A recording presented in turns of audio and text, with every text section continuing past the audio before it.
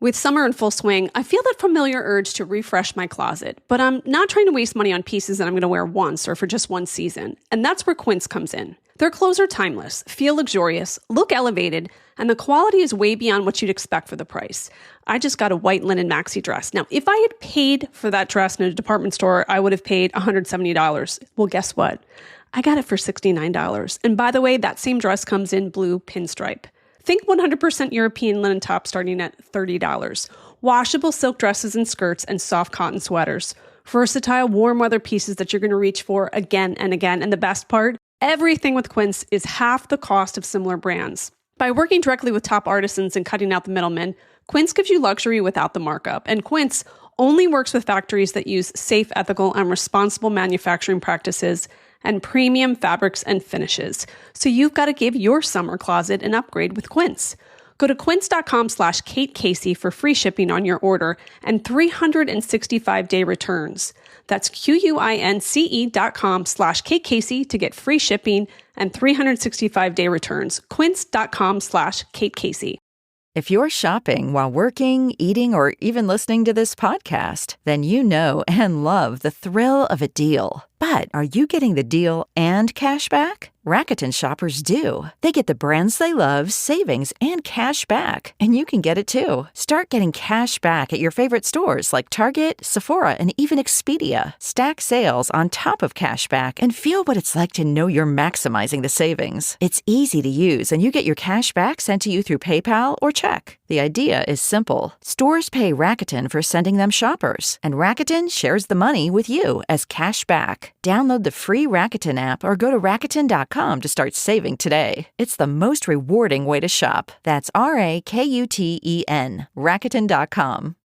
The amazing Kate Casey.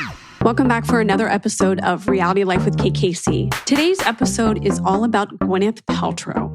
She's been a fixture in pop culture for nearly 3 decades, an Oscar-winning actress, a fashion it girl, and the founder of one of the most talked about lifestyle brands in the world.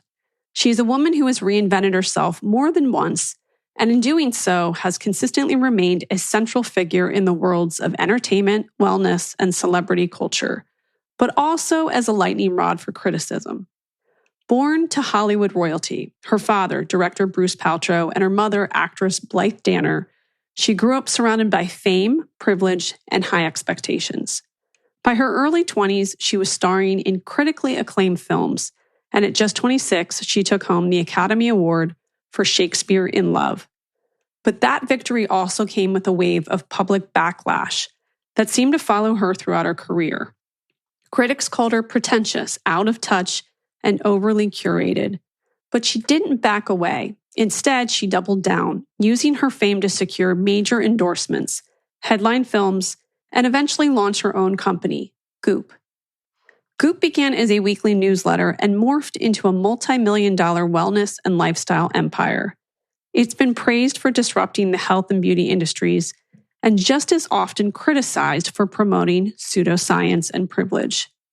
Through it all, Gwyneth has remained unapologetically herself, polarizing, elusive, and endlessly fascinating. Joining me today is Amy Odell, New York Times bestselling author. Now, you may remember I interviewed her about her bestselling book about Anna Wintour. Her new book, Gwyneth, the Biography, is the most comprehensive and revealing portrait of Gwyneth Paltrow to date, drawing on exclusive conversations with more than 220 people who have known, worked with, or crossed paths with Gwyneth over the years. Amy pieces together the story behind the headlines, her complicated family dynamic, her romantic relationships, her shift from actress to entrepreneur, and how she's managed to remain relevant, controversial, and influential through it all. In this conversation, we'll dive into the real Gwyneth, the woman behind the green juice, the jade eggs, and the Academy Award. And whether you're a fan or a skeptic, this episode will give you new insight into how Gwyneth Paltrow became one of the most powerful and talked about women in the world, and likely why she's not going anywhere anytime soon. Now, I want to remind you to make sure that you check out my best-selling book list, the one that is the Reality Life with Kate Casey book club selections, because they are all so well done, and I've got so many interviews with the authors. You can find that at katecasey.com. gwyneth.substack.com. Again, if you're looking for a great summer read, I have you all set. And then make sure that you are also looking for the bonus episodes. I've got another one with Jonathan Mark this week. And also make sure that you are subscribed to this podcast. And of course, you leave a 5-star review. Here is my interview with Amy Odell. We're back, and this one is about Gwyneth Paltrow. Tell everybody how this project came to be. So after I finished the Anna Wintour book, I pursued another biography of a female cultural influencer. And I wanted to write about Gwyneth because she's someone who has been in the public eye for 30 years. She is fascinating to people. She's also incredibly polarizing. She's impacted a number of industries: entertainment, fashion, beauty, and wellness. And, I think a lot has been written about her. So many glossy magazine profiles, but I discovered in my research that those stories really barely scratch the surface of who she really is. Yeah, I have to say, over time, when I look back in reflection, I think coverage of her has been in some of these profiles and magazines, but it in no way would compare to the life that influencers have right now. Like it seems like her people guarded her quite well, so that she has remained a bit of a mystery, wouldn't you say? 100%. Well, a lot of those stories, it was tied to her promoting something, right? Right. Like promoting a movie or promoting a face cream or mascara or whatever it may be that she's selling. And this book is not that. This is an objective, unfiltered, unairbrushed view at a person, who has had publicists for 3 decades and who has carefully doled out bits of information about herself as it's kind of served her purposes over the years. And just to put into context, the role of the celebrity publicist and a celebrity of her magnitude, how much are they in control of their schedule, the interviews, et cetera, that they do? Yeah, I think it's all changing. People are now, thanks to the internet, more aware of how the machine works. So, in the 90s, when she was coming up and becoming famous, we didn't have really internet media. We didn't have social media. Celebrities were more at the mercy of these publications. And I know from my own experience in media that when you book someone for a photo shoot or a cover shoot, and they take the time to do that, like you generally reward them with a very glowing and flattering story. I have to tell you, Kate, so many of the profiles that I read, like a shocking number, were called the real Gwyneth. Yeah. I bet. So I'm not sure people really got the real Gwyneth. No. Well, for me, it's always like, let's start with the origin story. How much do you think her parents, or maybe you can even describe her parents, Blythe and Bruce, and how do you think their values and dynamics shaped her worldview, especially her sense of self, privilege, ambition? Yeah, she's a really interesting combination of both of her parents. So her father, Bruce Paltrow, was the very successful and respected producer of television shows like St. Elsewhere. And Blythe Danner is one of the great American actors. People told me that they viewed her as being in league with Meryl Streep, if not better. And from the time Gwyneth was born, I think she was 12 days old. I think that's what I put in the book, when she was on her first movie set with Blythe, who's in the movie, and Gwyneth is nursing. And that basically is her life. She would visit her father's shoots. She would visit her mother's shoots. Her mother liked to travel with Gwyneth and her brother Jake when she was filming, and they were little. And her godfather is Steven Spielberg. So this is the milieu that she has grown up in her whole life. And her parents always had money. And her father had excellent taste. He studied painting and art at Tulane. And then he forsook his artistic talent and ambition and pursued business by being a producer. And, wanted to be, I was told, wealthy and well-known, which he was. And he liked Xenia suits, Bottega briefcases, cashmere socks. So he had great taste. He decorated their homes beautifully. So this is the world that Gwyneth grew up in. This is her milieu. It's movie stars, designer clothes, fancy restaurants, oysters, and caviar, her whole entire life. This was the second mom in a row where the mother of the subject is from Philadelphia. And of course, I call my mom to ask her about Old St. David's, where they got married, and the George School. And to understand Gwyneth, I think, is to understand her parents. And her mother grew up with great privilege, too. So to your point, this is sort of the landscape in which she became accustomed to very early.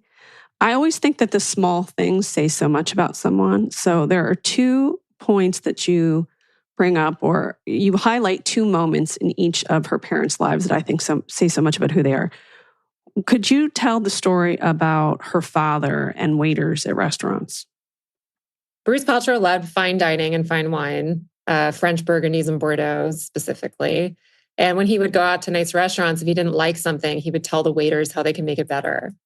Yeah, like how can you make this better? Calling over a waiter, how can you make this better? Oh, and that's what he said. How can you make this better? Excuse me. Yeah, he was very forceful in his opinions. And the way it was described to me is if you told Bruce Paltrow, oh, I'm going to go to Paris this summer, he would say, oh, you have to go here and you have to eat that and you have to see this and you have to do that. Mm-hmm. And Gwyneth, apparently very much the same way. And in fact, she started Goop because she believed that she had such great recommendations to share with the world. She really wanted to get them out there. Recommendations about decorating a home or where to eat or where to travel. She felt like she had the best of the best and the public needed to know. He also had an employee that wanted a raise and came to him about wanting a raise or promotion. And he told him that he needed to get his teeth fixed. And that man did so. And I believe you said that he gave him a little bit of money for it. But once he got his teeth fixed, then he got the raise or promotion. People remembered, that Bruce helped pay for this guy to get his teeth fixed because he felt like he couldn't look at him unless he got his teeth fixed. And he wanted a promotion to camera operator, I believe it was. Yeah. Isn't that fascinating? And then I guess it kind of was mirrored at Goop in that when people start working at Goop, they get like a Goop glow up, which kind of happens at Vogue too. You assimilate to your coworkers. And Gwyneth would sometimes say things like, maybe this person would want to go try a facial, like seemingly as a means of improving that person.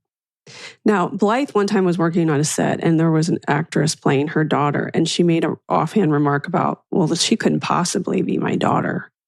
At which point the actress cried, and she said she kind of got over it after a while, but it kind of still stung. And then you talk about a moment at Spence when Gwyneth is about to get in the pool, I guess, for some sort of practice. And she looks at the girl next to her and she just says, it's interesting, isn't it? How people have different bodies. Yeah. Yeah, that was a yowza moment. Yeah. Gwyneth has always been thin, like her mother. People said she's naturally thin. And in the yearbook, in her senior yearbook, there's like a chart at the end of all the girls in a very small class. So not hundreds of people. It's like, I don't know, 30 to 50. And it lists all the names and it's like, their goals in life. And one of the things that they list is their biggest fear. And Gwyneth's was listed as obesity. Yeah. Yeah.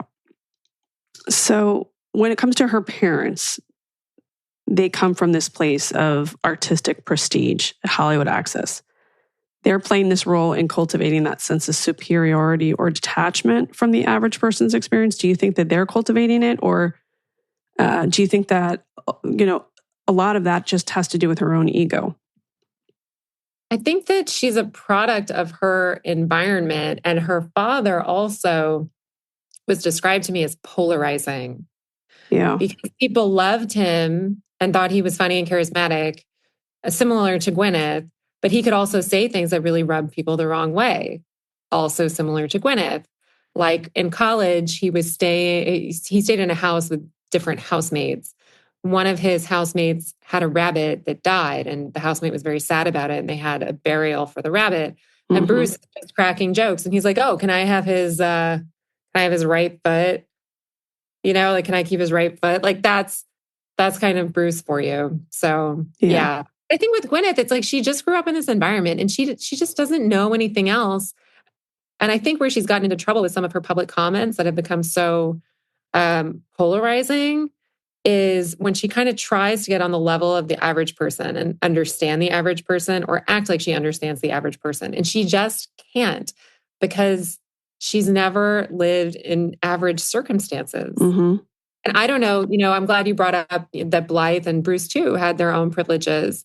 Bruce's father was a successful businessman who had a steel company. And Blythe grew up with a wealthy banker father and a big house in Pennsylvania, as you said. Mm-hmm. So, I don't know how diverse like their experiences were in life. I think they had, financial cushion and, like pretty nice upbringings.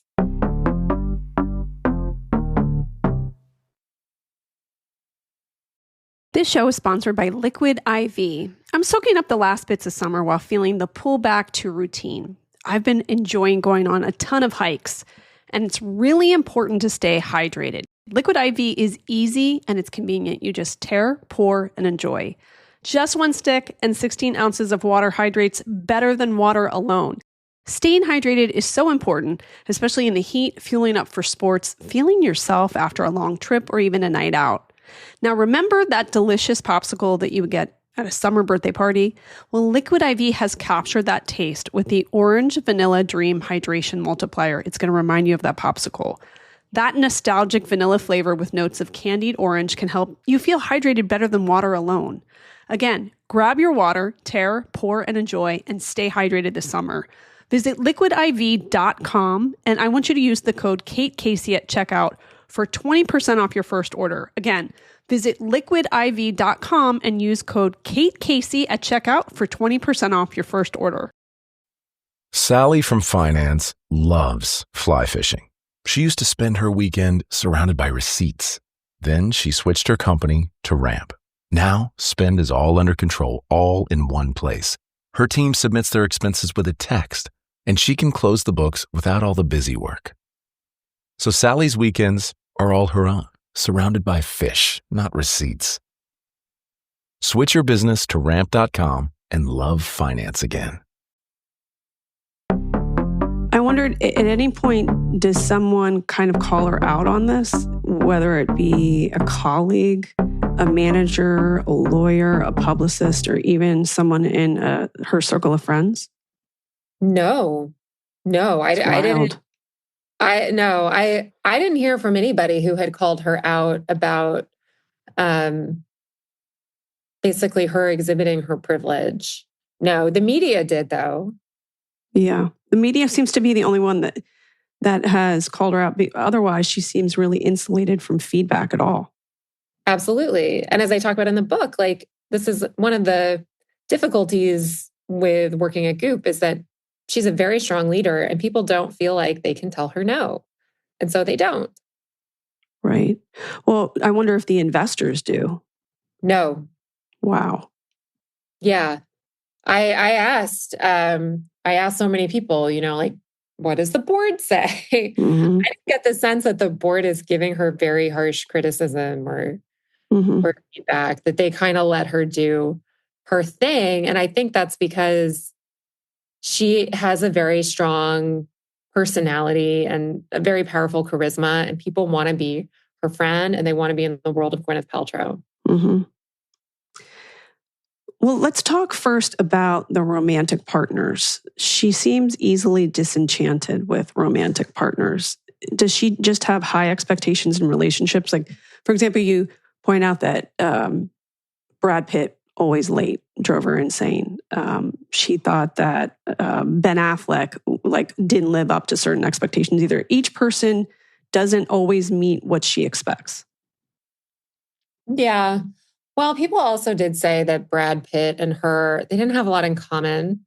Yeah. He grew up in this bi-coastal way, going between LA and New York, very glamorous. And he's from Missouri, grew up in a religious, much more average household. And during college, he says, I'm going to head west and try my luck in Hollywood, basically. And of course, he's wildly successful. But that's a very different upbringing to Gwyneth. Not only was she a Hollywood girl from the time she was a baby, she's an Upper East Side girl. So she was a part of New York society. So it's that dual elitism that not that people have, but people really liked Brad. They just felt like they didn't have a lot in common aside from the fact that they were movie stars. And I know some, stories have come out about Brad Pitt in the last several years. But from the time he was dating Gwyneth, what I heard was that people really liked him and thought he was a really nice guy. And then it sounds like she felt like Ben Affleck was a bit more of her station because his mother had been educated at Harvard and he had grown up in Cambridge, and he seemed to be someone who was well read, but he had addiction issues. And when I think about her now and the wellness journey, was that an early issue in their relationship?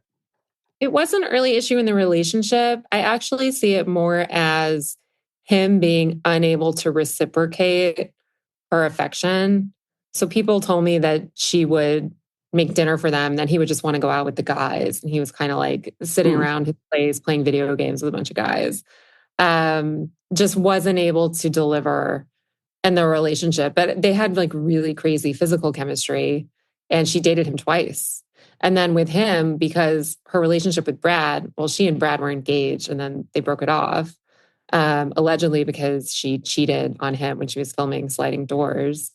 But with Ben, she wanted to keep their relationship out of the public eye. And that's why they were seldom photographed together. That's when she started making effort to not be photographed with her romantic partners. And it's actually pretty hard to find a photo of her with Chris Martin. There are some paparazzi shots. Yeah, you're right. When they're together. But they really tried to, or they think they tried, and to a degree they tried to stay out of the limelight with their relationship. But he seems a little bit more aligned in the wellness way. I mean, he wasn't a big drinker. He was super focused on music. But I wondered what drew her to him in the first place. Yeah. So Gwyneth met Chris Martin right after her father died. She was 30 years old when her father died. And she was in Italy on a birthday trip, celebrating her 30th birthday. And Bruce Paltrow had throat cancer. And it came back and he got sick kind of suddenly. And they went to the hospital and he died and she was alone. So very tragic and unexpected situation. And she was devastated and grieving. Her father was the love of her life. And she met Chris Martin around that time. So friends felt like, even though their chemistry might not have been, ideal or the best, he was there for her at a very vulnerable time and kind of scooped her up when she was grieving. And someone said to me, even though they didn't seem to have that much in common, there's got to be something about a rock star who adores you. Mm-hmm. Well, also I wondered when reading it that I think people who are really successful in entertainment are multifaceted in terms of their talent. And there must have been something alluring about being with a musician, because it seems like it's that one area of her creativity that she hasn't always been able to tap into or kind of expose the breadth of her creative ability. But yeah, she has sung over the years. She performed at the Oscars. She performed at the Grammys. She did Glee. She likes to sing. Mm-hmm. She thought about a recording career at one point, and she tells a story about how Beyonce and Jay-Z told her that she should just go in the studio and try it out and see what happens. But obviously that never materialized. And I felt like they were really good friends for a hot minute, but do they no longer? Yeah, I asked people how close they were. And one of her long-term friends was like, I don't think they were ever that close. Because you don't really see them together anymore. Mm-mm. I think the connection there is that through the music industry, Chris Martin and Jay-Z were friends. And it does seem like she is someone who holds her oldest friends with highest regard. Like you see the same names pop up throughout each chapter of her life. She does, but she can also leave those people behind. And she has left those people behind. I mean, someone told me it is really interesting to look at her story as almost a cautionary tale around fame and what fame can do to a person. Yeah. And someone described to me how, when she first started working as an actress, she was excited about it in a way, and excited about meeting, even though celebrities were routine to her, excited excited about meeting certain celebrities and being in the world. And then at some point, she became a lot more transactional in her relationships. Mm. Well, it is interesting to me that I believe her name's Allison Kane, this one girl from high school, and she sort of Rival friends, yeah. pops up like at their 10-year reunion or whatever it may be, and she's still harboring resentment with Allison Kane because they were both alphas, and as big as her life seems, it also at times seems quite small. That's a really good observation. Yeah, she has, I think, some regret around not finishing college. It does seem that way. Yeah, bothers her that she didn't get a college degree. And people said she's very smart.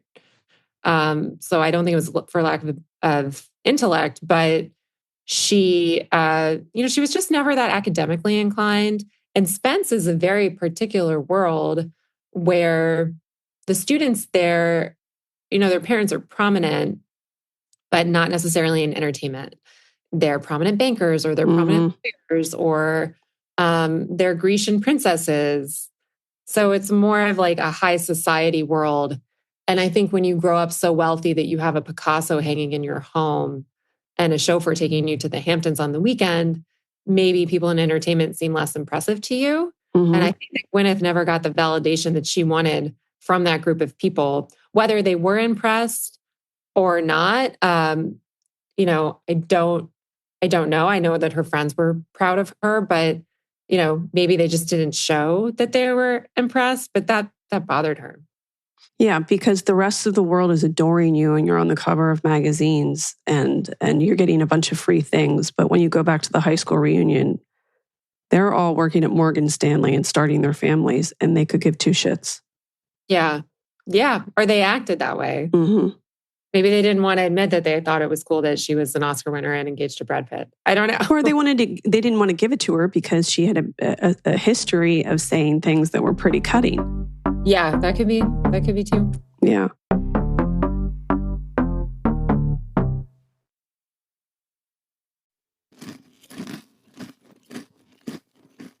Hear that? That's the sound of Cinnamon Toast Crunch telling us it's crunch time as we gear up for another year of cereal training camp. Last year, a dynamic brother duo competed and won the right to make their very own cereal. They named it the Kelsey Mix. This summer, the energy is being brought straight from the end zone to the breakfast aisle with 3 cereal-loving wide receivers: Justin Jefferson, Amon-Ra St. Brown, and Jamar Chase. You can find these football stars on limited edition cereal boxes of Cinnamon Toast Crunch, Lucky Charms, Honey Nut Cheerios, and Reese's Puff cereal starting in August. And don't miss out on Justin Jefferson's Jetta's Mix, a fruity fusion of frosted lemon Cheerios and Cinnamon Toast Crunch strawberry for a limited time only. Be sure to score them all, where every bite tastes like a touchdown.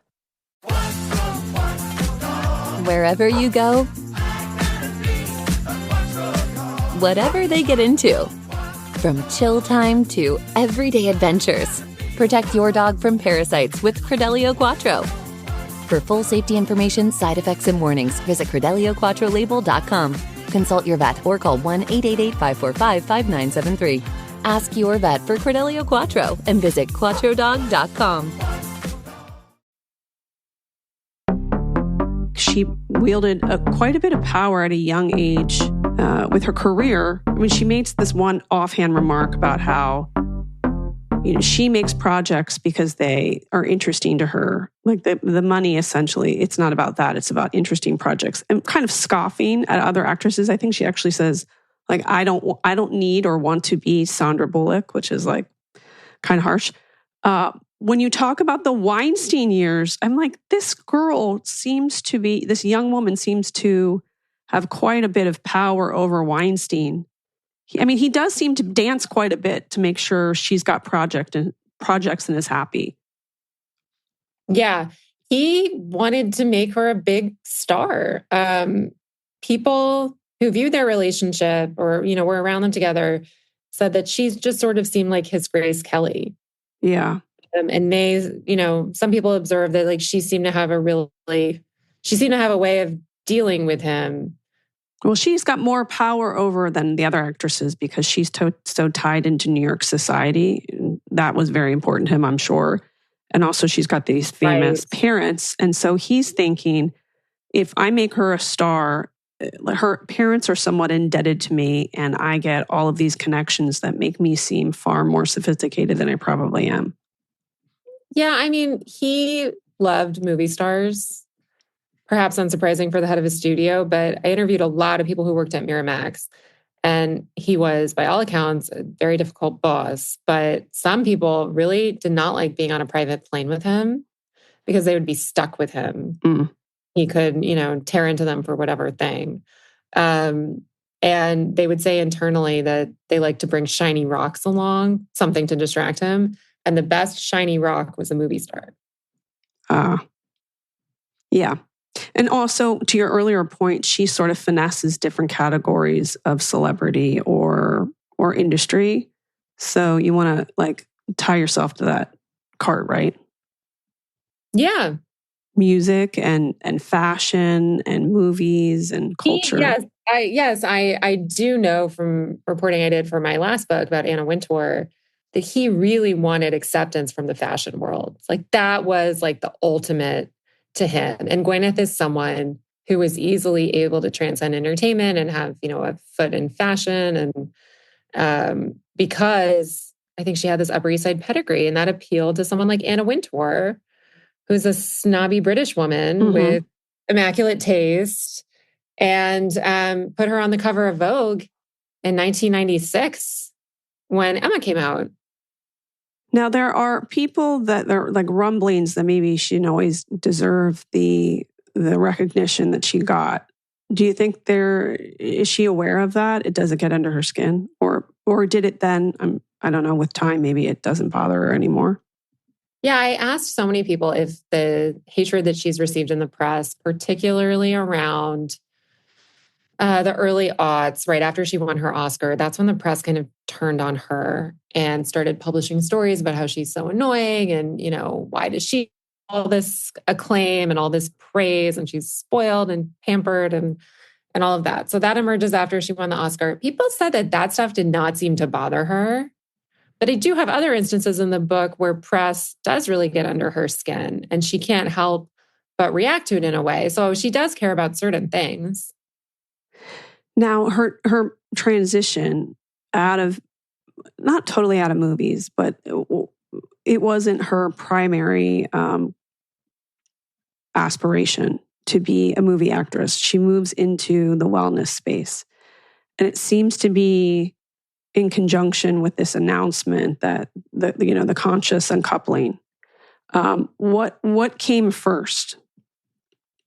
Well, she wanted to move away from acting because she became a mom and she wanted to spend more time with her kids. When you're acting, it's long hours. You might have to travel. And she also realized that doing endorsement deals was a good way to earn money because she could spend a couple of days filming a commercial and earn a good fee. And, that was a lot easier than going and making a movie. So she liked doing that stuff. She did it after she won her Oscar. She picked up more of that work. Also, her movies weren't doing well. Her movies were not coming out well. She did Shallow Hal, View from the Top, Bounce, just mediocre or outright flops. And so she likes doing the endorsement work, and she realizes, hey, I can use my own image to start my own brand. Why am I using my image to build up these other brands? And that's how she ends up starting Goop. And then the conscious uncoupling, I think what happened with Goop, because Goop is this expression of her personal life as a business in a way, I think what happened with Goop, which I try to detail in the book, is this sort of interesting merging of her public life with her private life and her business. Does that ever bleed too much into each other? Because this is somebody historically who has wanted to keep certain parts of her life private. As you mentioned, when she begins dating Chris Martin, you can barely find a picture of them. So she's guarded, but then she's building a business that's based on her personal life. Has that been hard for her to navigate at times? People did think that it was... People thought that, people who were around Goop or who worked at Goop did notice it. I mean, I don't know that I have a judgment on it. But for instance, when she married Brad Falchuk, who she's still married to, they put up a huge slideshow on Goop of the wedding photos. And there's a source book, I think that's what they called it, a source book of all the credits of all the different vendors who participated.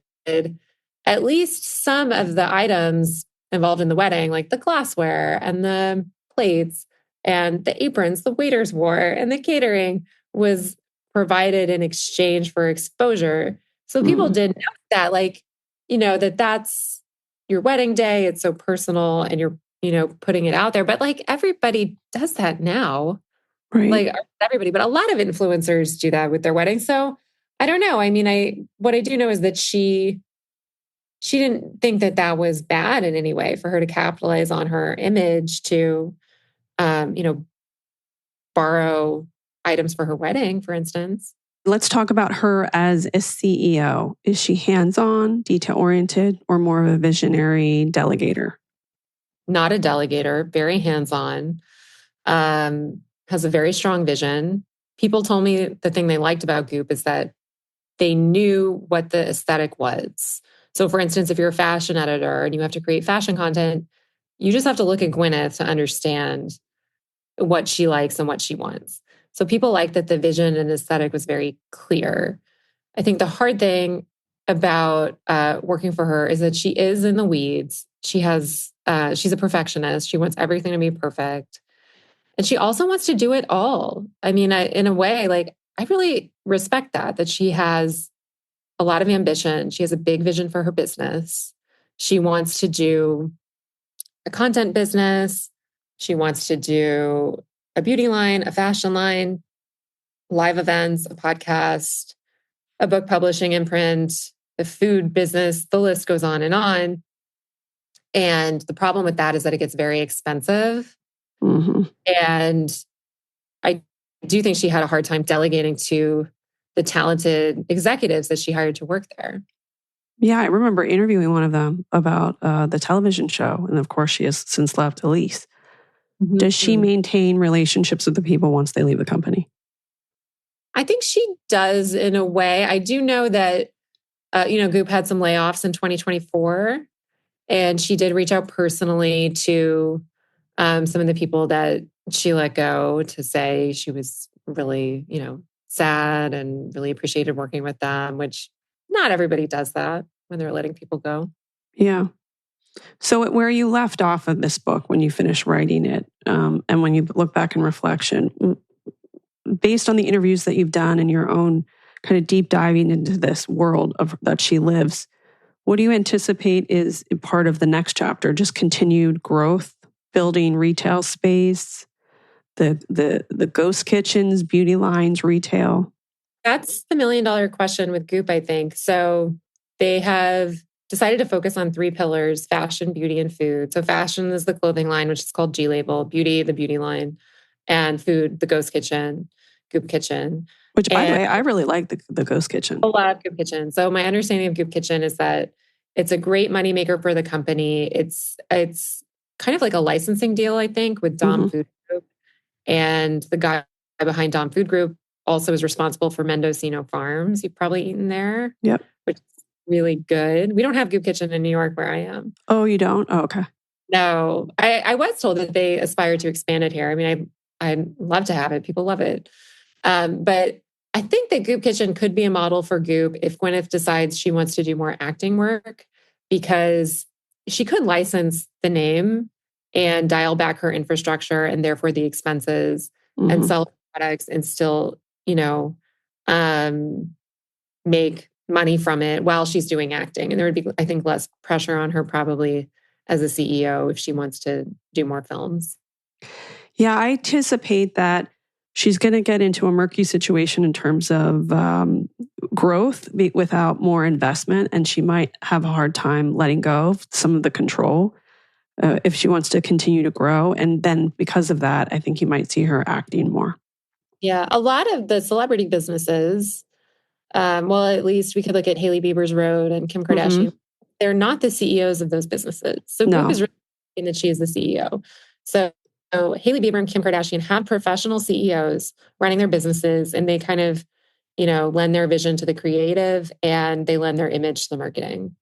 Yeah. Well, are you working on another book now? Not yet.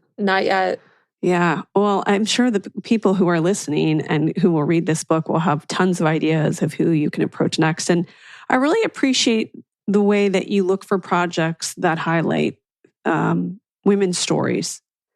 Because if you go to the bookstore and you look through the biography section, they are very lean in female stories. So I really, really thank you for doing that and the work that you put into it, because these are very well-researched, well-thought-out books. And congratulations to you. Thank you so much. I appreciate you saying that. I agree. I too have had the experience of going to the bookstore and wondering why all the biographies are about men. Very frustrating. Well, tell everybody where they can get the book and where they can follow you. And make sure you mention your Substack, which is fantastic. Thank you. You can buy the book. Ideally, you'll go down to your local independent bookstore and pick up a hardback copy there. Of course, you can also get it on bookshop.org, Amazon, Barnes & Noble, anywhere you like to buy books. And you can find me on Substack at amyodell.substack.com. And I guess I'm primarily on Instagram, where I'm Amy Odell, INSTAMYODELL. And I'm a Fairweather TikTok user, but I'm Amy Odell Writer on TikTok. Thank you so much. You, Kate. The amazing Kate Casey. I want to thank my fantastic guest, Amy, and remind you to make sure that you click subscribe. Please leave a 5-star review. Join the Facebook group, Reality Life with Kate Casey, to join in the conversation about this episode. And then make sure you've got that what to watch list at katecasey.substack.com. Bonus episodes on Apple Podcast and on Patreon at patreon.com/KCasey. And follow me on social media. I'm on Instagram at @KCCA, TikTok, it's Kate Casey, Twitter, Threads, and Blue Sky at @KCasey. And check back tomorrow for an all-new episode.